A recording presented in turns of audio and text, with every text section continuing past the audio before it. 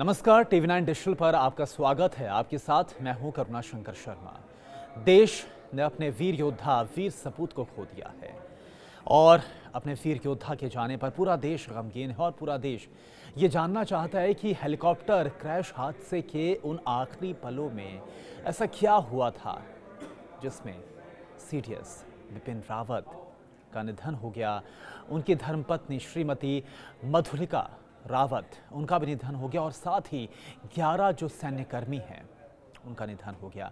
आखिर ऐसा क्या हुआ था, ये पूरा देश जानना चाहता है।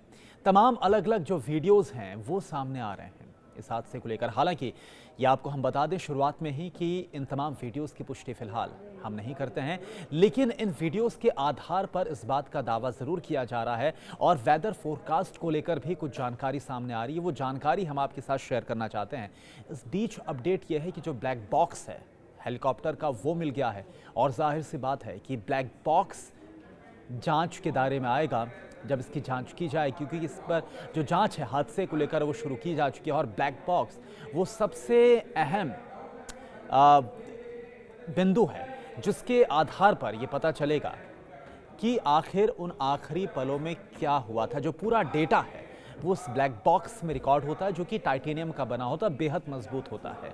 यानी उसके अंदर सब कुछ जो डेटा सेव होता है वो सुरक्षित रहता है। ये आप मानकर चलिए, ब्लैक बॉक्स की जांच के बाद सब कुछ क्लियर हो जाएगा। लेकिन आज इस वीडियो में हम ये बात करने वाले हैं क्योंकि जो वेदर फोरकास्ट है उसमें ये बताया जा रहा है और जो वीडियो सरफेस हो रहे हैं के बाद एक तमाम अलग अलग वीडियो सामने आ रहे हैं। खैर, इन वीडियोस की पुष्टि हम नहीं करते हैं, लेकिन जो चश्मदीद है उनसे जो बातचीत हुई है और जो वीडियो सामने रखे गए उसके ज़रिए इस बात का दावा किया जा रहा है कि जिस वक्त हादसा हुआ कुन्नूर में उस वक्त वहाँ पर मौसम बहुत ख़राब था। जो नीलगिरी की पहाड़ियाँ हैं वहाँ पर जो बादल है वो काफ़ी नीचे थे, विजिबिलिटी बहुत ज़्यादा कम थी। तो इसी के बाद ये सवाल उठाए जा रहे हैं लोगों की तरफ से कि आखिर जब विजिबिलिटी बेहद कम थी, मौसम बेहद ख़राब था, तो आखिर ये जो हेलीकॉप्टर है इसने सुलूर एयरबेस से वेलिंगटन जहां तक का सफ़र तय करना था उड़ान क्यों भरी? इस बात को लेकर सवाल उठाए जा रहे हैं। अब जो मौसम को लेकर क्या जानकारी आ रही है ये आप जान लीजिए। जिस वक्त ये हादसा हुआ ये बताया जा रहा है कि हादसे के वक्त कुन्नूर में मौसम बेहद ख़राब था। 12:20 पर यह हादसा कुन्नूर में हुआ था। बादलों की ऊंचाई और विजिबिलिटी बेहद कम थी। सुबह से ही इस इलाके में हल्की बारिश भी हो रही थी। वेदर फोरकास्ट में इसकी जानकारी बाकायदा दी गई थी और आप ज़रा समझिए कि जो वीडियोज़ भी सामने आ रहे हैं उसमें भी मौसम बहुत ख़राब नज़र आ रहा है, विजिबिलिटी बहुत कम नज़र आ रही है। तो कहीं ना कहीं जो दावे हैं और जो वेदर फोरकास्ट है वो मेल खाते हुए नज़र आ रहे हैं। खैर, जांच होने के बाद ही सब कुछ क्लियर होगा और ये भी कहा जा रहा है कि जो जिस वक्त हादसा हुआ कुन्नूर में उस वक्त मौसम ख़राब होने की वजह से जो चश्मदीद हैं उनका ये कहना है कि हेलीकॉप्टर उन्होंने बहुत कम ऊंचाई में देखा, बहुत तेज़ आवाज़ आई थी, बहुत कम ऊंचाई में हेलीकॉप्टर उड़ रहा था और अचानक से एक टर्न हेलीकॉप्टर ने लिया और इसके बाद ज़ोर का धमाका होता है, ज़ोरदार धमाके की आवाज़ आई और यह हादसा पेश आया। कुछ इस तरह से जो चश्मदीद हैं उनकी तरफ से दावा किया जा रहा है इस हादसे को लेकर। अब देखिए, सवाल जो उठ रहे हैं वो सवाल इसलिए भी उठ रहे हैं क्योंकि इससे पहले भी मैं कुछ आपके सामने क्रोनोलॉजी में कुछ जो इससे पहले बड़े हादसे हुए हैं जिसमें हमने अपने वीवीआईपीज़ को खोया है उन हादसों की जानकारी आपके सामने रखूंगा। 2 सितंबर 2009 का जिक्र करना चाहूँगा। उस वक्त जब आंध्र प्रदेश के उस वक्त जो मुख्यमंत्री थे वाईएस राजशेखर, उनका भी जो हेलीकॉप्टर है वो कुरनूल में क्रैश हुआ था और उस वक्त भी जो मौसम है वो बेहद ख़राब था। यानी कि ख़राब मौसम में कई ऐसे हादसे हैं वीवीआईपीज़ के साथ जो पेश आए हैं और 2009 में भी एक हादसा था जो कि वाईएस राजशेखर उनके साथ पेश आया था।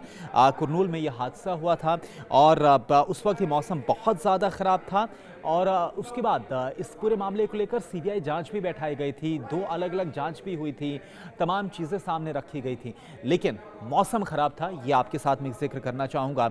इसके पहले भी जो हादसे हुए एक एक करके ज़रा फटाफट आप इसकी जानकारी ले लीजिए।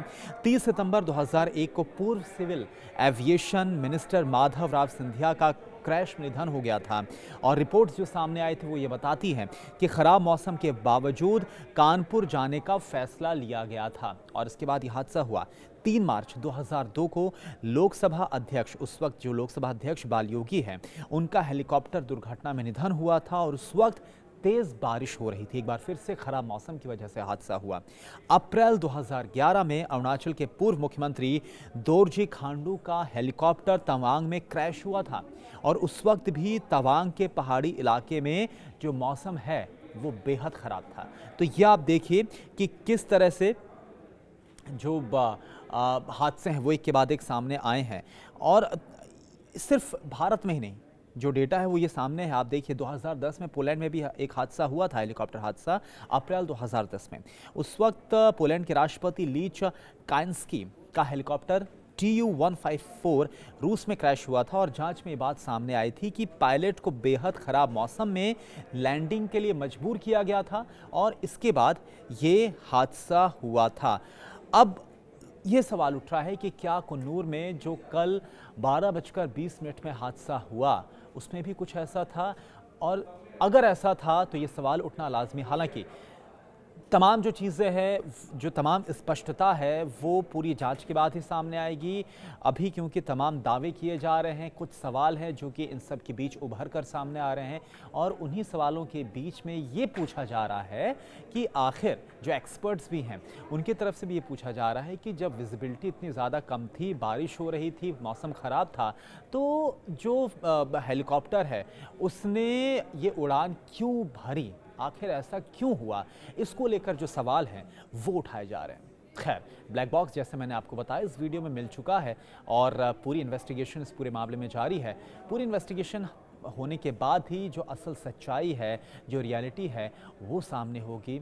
लेकिन क्योंकि देश ने अपने वीर योद्धा CDS बिपिन रावत को इसमें खोया है और जनरल बिपिन रावत के जाने का गम पूरे देश को है, पूरा देश उन्हें श्रद्धांजलि दे रहा है। उनकी धर्मपत्नी का भी इस हादसे में निधन हो गया और साथ ही 11 जो सैन्य और कर्मी हैं उनका भी इस हादसे में निधन हुआ है। पूरा देश उन्हें सलामी दे रहा है, अपने वीर सपूतों को याद कर रहा है।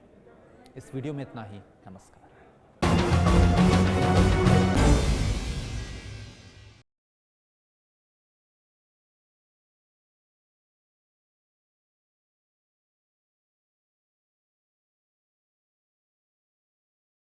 देश बनता है अपने नागरिकों से, ऐसे नागरिक जो अधिकार के साथ कर्तव्य पर भी ध्यान दें, जो सच्चाई का आदर करें लेकिन असत्य से लड़ना भी सीखें, जो सिर्फ जानकार न बने बल्कि जागरूक भी रहें। इस काम में TV9 डिजिटल है आपका मददगार लगातार, ताकि आप भीड़ का हिस्सा न बने बल्कि राह दिखाएं भीड़ को। देखते रहिए TV9 डिजिटल।